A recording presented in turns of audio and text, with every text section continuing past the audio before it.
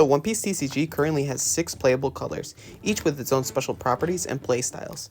Let's talk about the color that controls the board like no other, that being black. The color black is notorious for cost manipulation, either that being reduction or increasing. There are a plethora of black cards that will want to KO opponents' characters based on their cost. For example, this Kobe here KOs a card with a cost of 3 or less, which would only be a handful of cards. However, there are some leaders that are able to minus the cost of your opponent's characters, as well as there are events and other characters that are able to minus them to get them to a lower cost in order for you to remove them.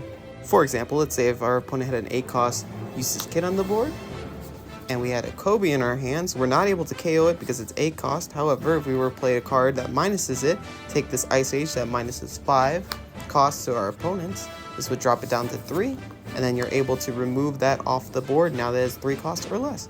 Black is also known for trash manipulation. You'll see that most black searchers typically send the rest of the cards to the trash opposed to sending them back to the deck. This is wonderful because some black cards interact with the trash and allow you to bring the cards out, or some cards will try to remove cards from the trash and put them back into the deck. There are a fair amount of black cards that interact with the trash and bring the cards back out, such as the most famous being Gecko Moria, bringing out a 4 and 2 from your trash.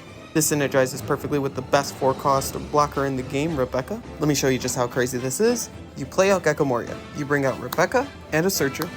Rebecca will go ahead and get you a 3 to 7 black card from your trash, this time a 2K, and then the Searcher will go off and search and potentially giving you another 2K counter.